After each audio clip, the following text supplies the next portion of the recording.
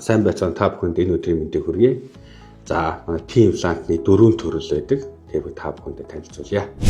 За, T-имплант гэдэг нь болохоор яадаг вэ гэхээр уртлын цариг хэлбэртэй хойшоогоо нуруутай гэсэн.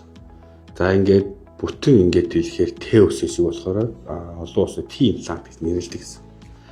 За, бэлэг эрэгтний тэрхий буюу тэрхий толгойн хүү арталд ингээд нуруун дээр ингэж байрладаг гэсэн. За, манай энэ T-имплант нь болохоор уртлын цариг том хойшоогоо нуруу хэсэг нарийнхан гэж байгаа. Ийм T-имплант байгаа.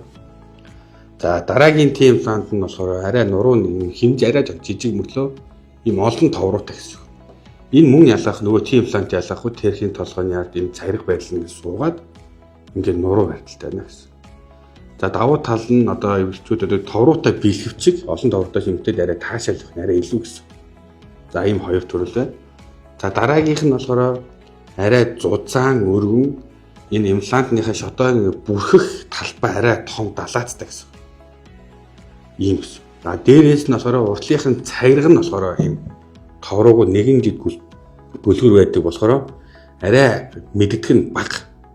Тэгсэн мөртлөө том болох хэмжээ нь арай том болно гэсэн. За, ийм гурван имплант. За, дөрөвт имплант нь одоо Солонгос улсад болон дэлхийд айгүй тренд болж байгаа имплант. Ямар ч товруу байхгүй, гүлгэр.